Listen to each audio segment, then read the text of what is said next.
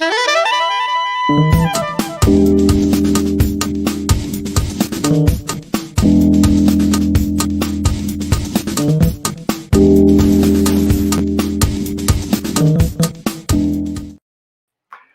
hello and welcome to a bestseller launch livecast here at Ignite Press. I'm excited today. We have, honestly, a very timely book coming to market by a really great guy and who's really cut his teeth in the financial markets and has created a wonderful book. So I want to bring on today Telton Hall, and he's the author of The Secure Solution, and that is creating a high quality retirement in a low interest rate world. Telton, how are you doing today? Let's get you in here. How are you, Everett? I'm good. I think I'm excited. This is wild. This is a dream come true. I'm stressed. Holy smokes! All of you out there that are watching this that have supported us through this, you know we had some issues getting information out. You were patient. You were wonderful. Thank you so much, and I'm appreciative. I'll tell you what. It's really touching, actually, how much people, they know you care about them, and they're like, "Well, we care about you." And number one, we want to read this book too. We know it'll be super helpful. It's been really special to see that kind of response.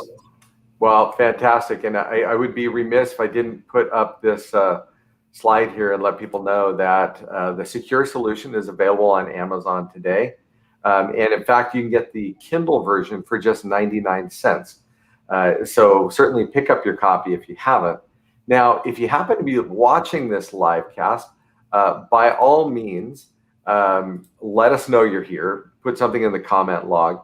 If you have questions for Telton as we go, please put those in as well. We appreciate that kind of feedback and response as we go through this. So Telton, today is the launch of your book, The Secure Solution. And I'd love to kind of dig into that with you. But first I want to learn more about you. I want to get a little bit into your story about who you are, and then we can talk about why you wrote this book. Sure, you bet. I think that's all.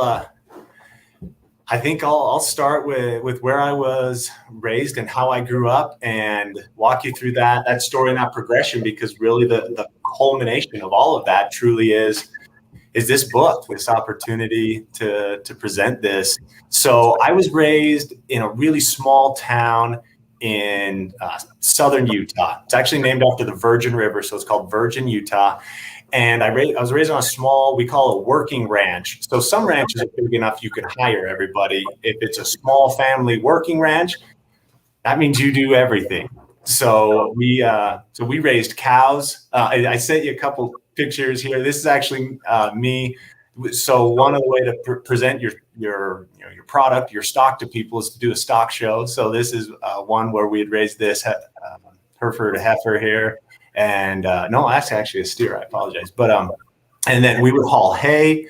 We raised our own horses. And when you say we did it all, we shoed our own horses, which is hard work. I'm a basketball player, so don't tell any wrestlers. But wrestling and shoeing horses have to be the hardest thing to do physically in the world. So and it also meant that we fixed fence. We built a lot of fence. We did a lot of welding, and it just means that you do it all. So when I was 9 years old, and my mom tells me about this thing called a mutual fund,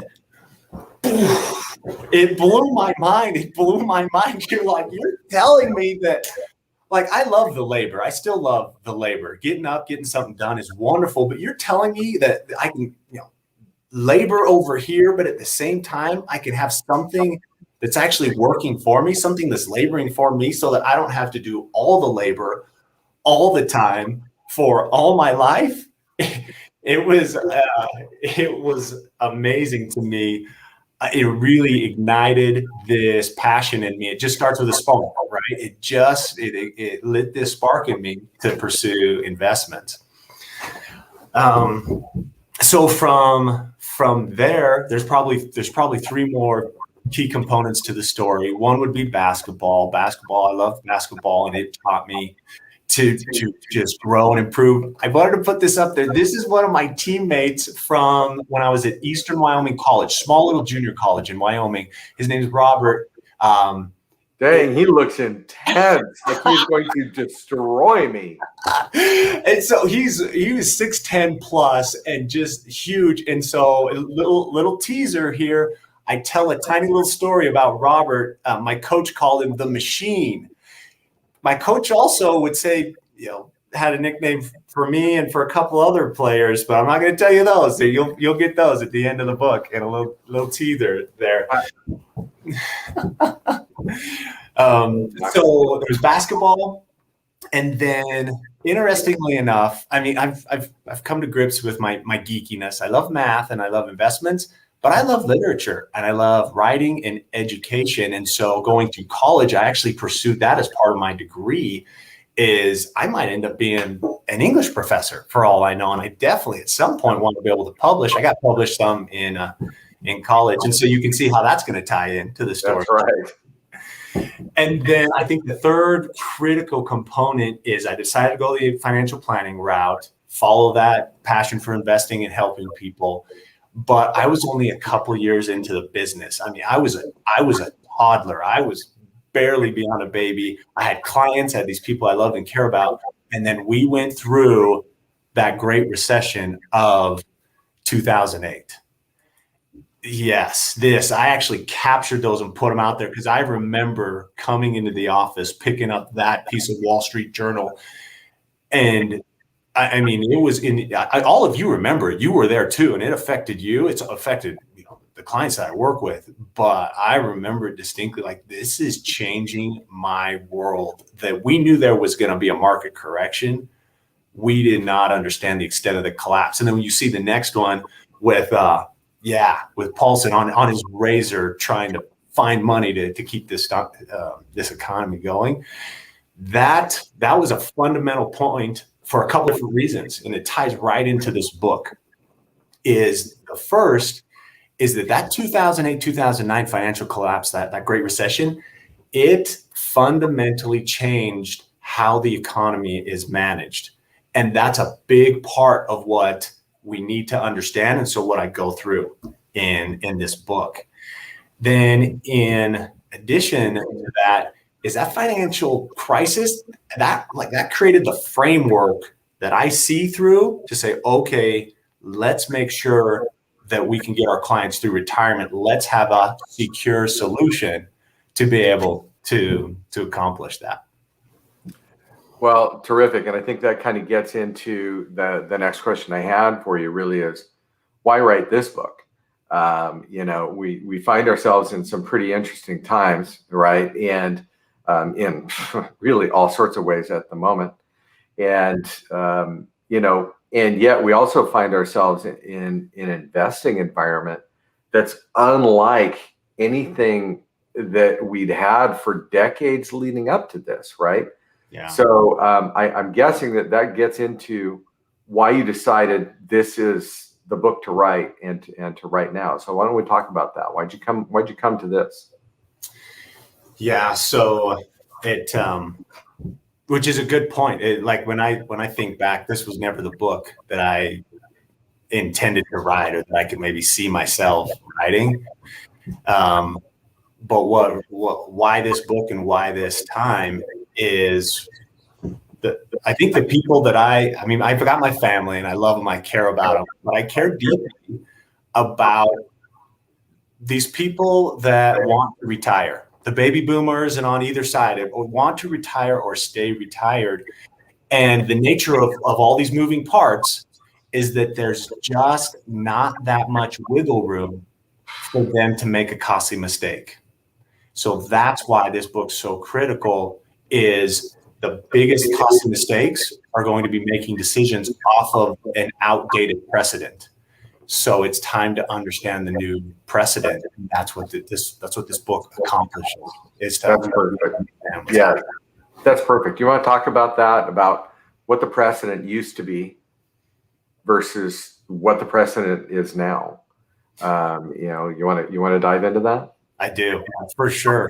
In fact, this was actually part of the book that it kind of wrote itself. And so I'm actually going to read some of it to you. I'm going to give you a little mini Kindle version. So when you read this part of the book, you can hear me I love it. in your head, because it just wrote itself. It's like, finally, like this cannot be overstated, but nobody's really saying it clearly. So let's go back to that 2008, 2009 timeframe. Check it out. The writer's copy. First one off. I love it.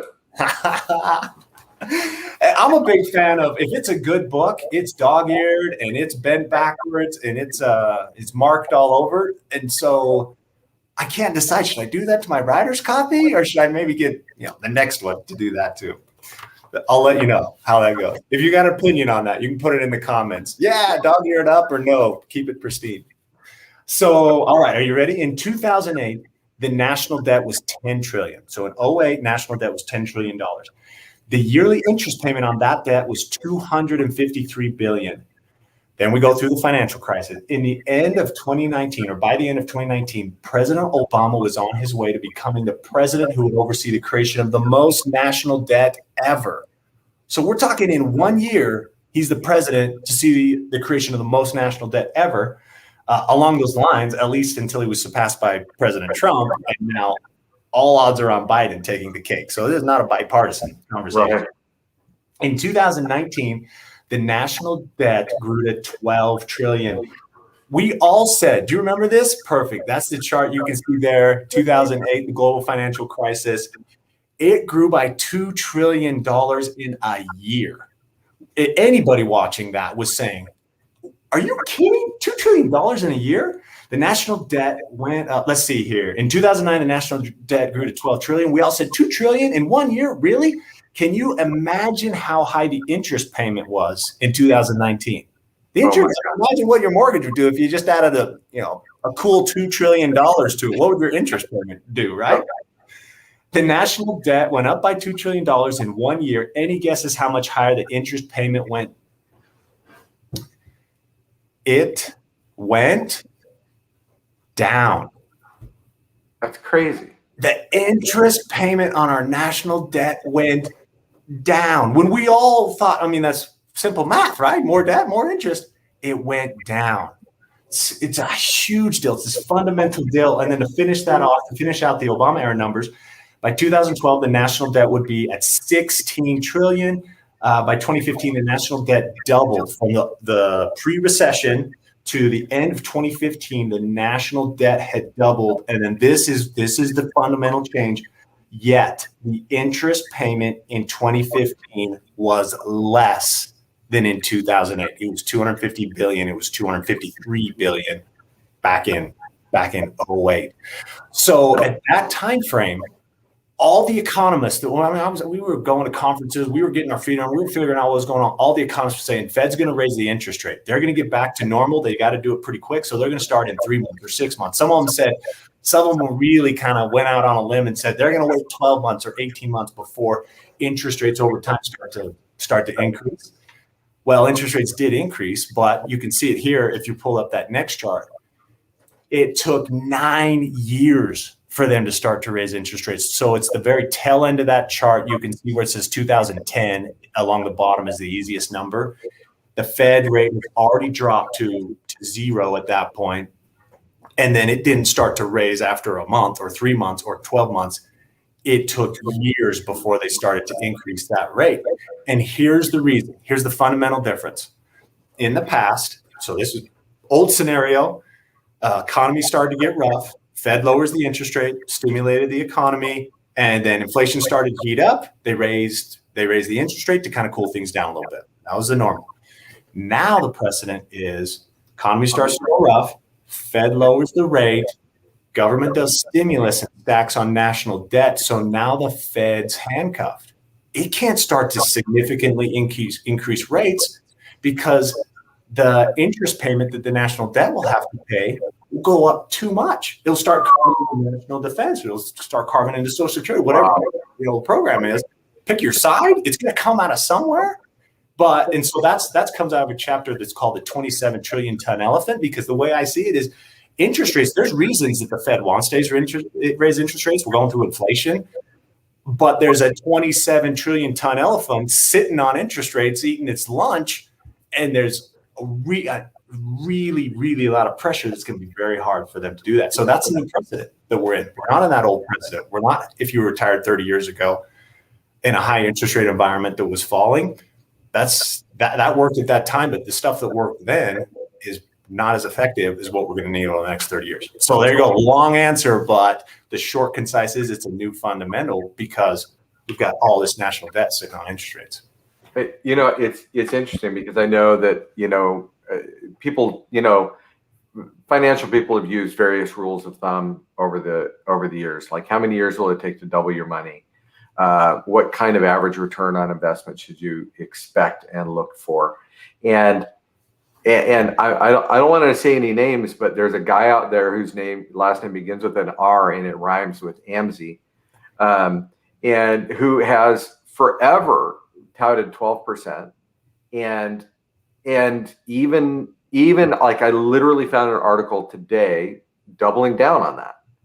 And yet every financial advisor I ever speak to says, well, let's talk about that. And so it's so interesting. It's like, if 12% were the thing, that we could just easily expect, then that's the paradigm we used to have, or we used to think we had.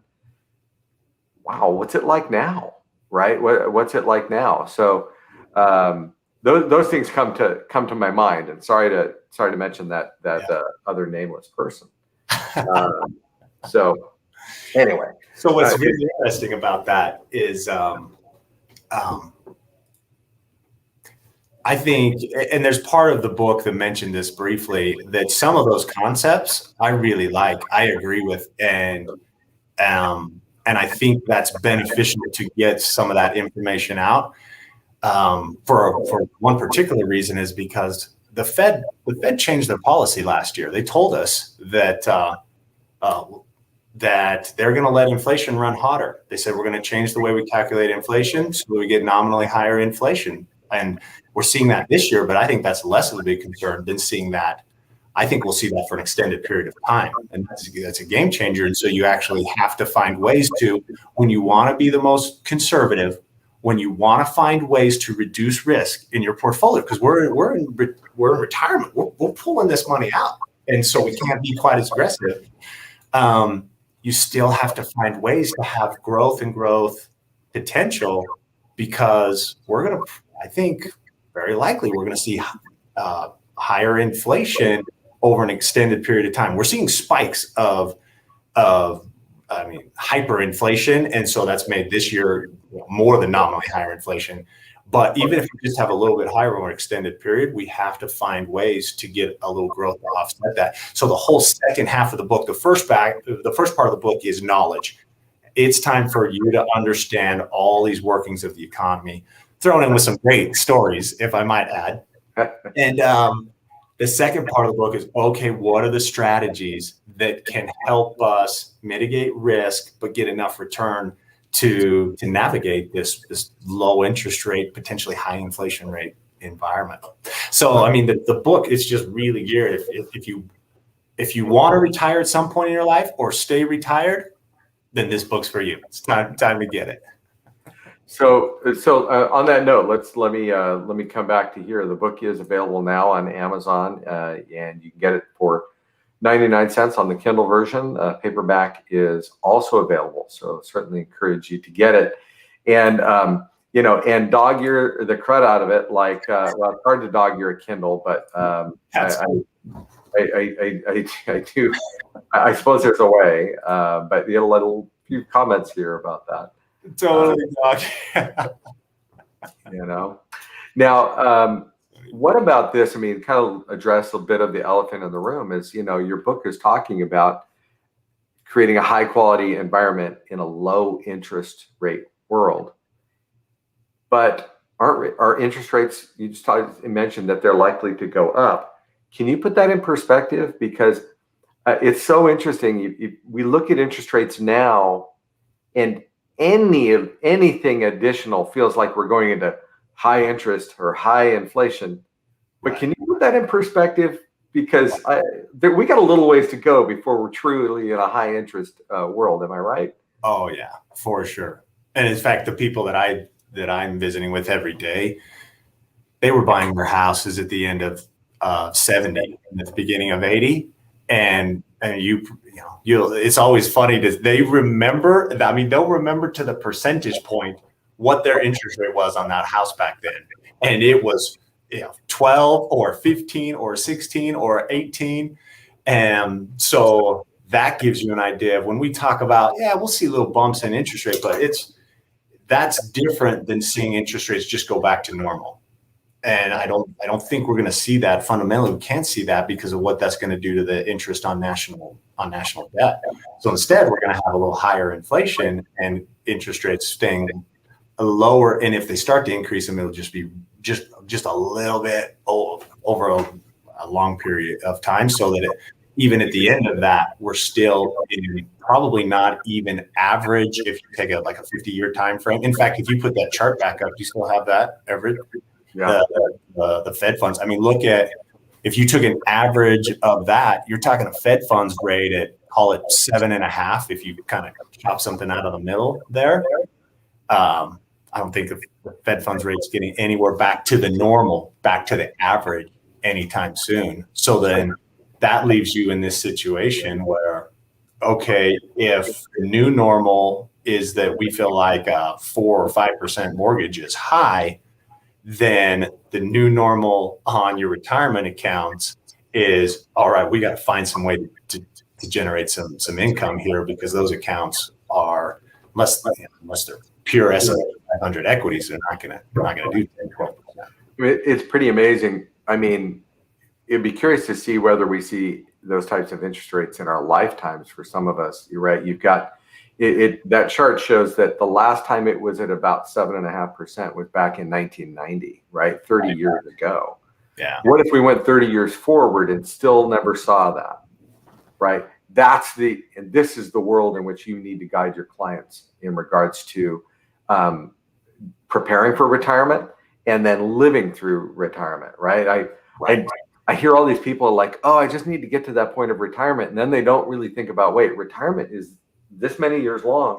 And it's wonderful. It's a blessing, right? We don't want to have lots of years, but it changes the dynamic to say, I mean, when Social Security started, the World Wars kind of skew this number a little bit. I don't want to say that the life expectancy after you got Social Security was 4 years.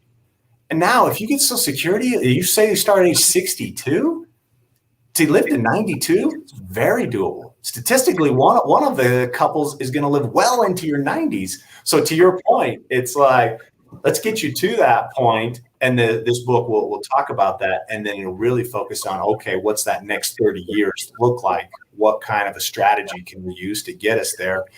And I want to touch on this just because I think it's important. The strategies outlined in that book, I love them. I've admitted to my nerdiness. I geek out about this stuff. They're wonderful. I couldn't be more excited about the strategies that I share. I think you'll love them too, but they're not trendy. You're, everybody, whatever the craze is at the moment, you got cryptocurrencies, right? And maybe you like that. You could do some of that, but if we're talking about what's a secure solution where we're not being speculative, we're being academic and research based to come up with some strategies that give us the best chance of success over a 25 or 30 year retirement. That's what's in it. Yeah, fantastic. I'll tell you, so in the process of writing your book, Telton, you already shared with us a section that kind of wrote itself, and I don't think I prepared you for this question, so I'm kind of sorry. But do you have a favorite story or a favorite lesson from the book that you'd like to share, or a favorite principle or anything like that you'd like to throw out there? What I'm going to do, I have a story in there about tool belts and using the times when you can get away with having one tool and the times when you just need more than one strategy, and when it's time to blend them. So that story's in the book. It's pretty cute. It's a little Telton going to visit his dad at a construction site. Let me tell you one that didn't make it in the book that I thought about putting in there is growing up on the ranch that we kind of had a shed where we kept a lot of our tools. But my grandfather, he actually had a pretty nice big shop. And so when I would walk into that shop, you could smell the oil, you could smell the tools, tons of shovels of different varieties over on one section, an air compressor that my buddies and I use all the time when we were pumping up bike tires. He has a little section set up where we would fix our flats, whether that was on a tractor tire or down to, a scooter tire. All the tools to fix all the farm equipment, all the maintenance tools to when it wasn't broken, it just had to be maintained.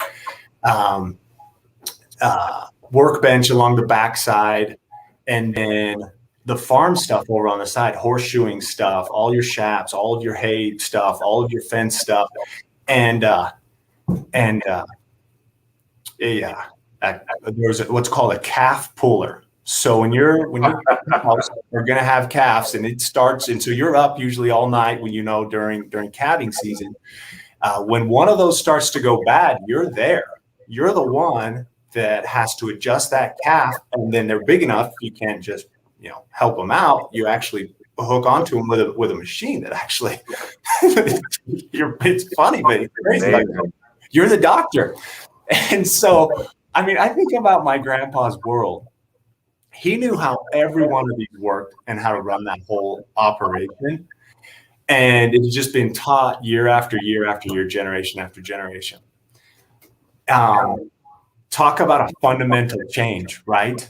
Can you imagine if you or I, and I grew up there and I still probably don't know how to use half those tools. Can you imagine if you were to walk into that shop, into that shed, and it's your job to sort through all of those and manage this ranch for the next 30 years. Wow. That's what we ask people to do when we say, okay, just get your retirement plan in place. Wow. That. Walk into that shop and say, there you go, have fun. Yeah. They're all there. It's all there. All the tools are there. Should be no problem, right? Yes. And so as I go through this book, the sample readers have told me that it is really understandable, even though it's tackling a really complex subject. So that makes me happy. I'm proud of that.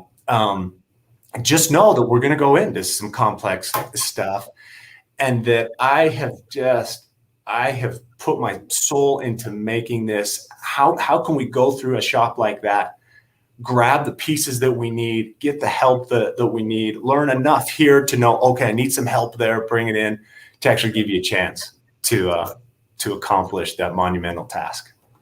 Well, fantastic. I think also readers should understand that you really, devoted some good time and resources to putting illustrations in the book, graphs, not like graphs like, oh my gosh, bury me with charts kind of graphs, but ones that actually help people understand how things have progressed and where they're going.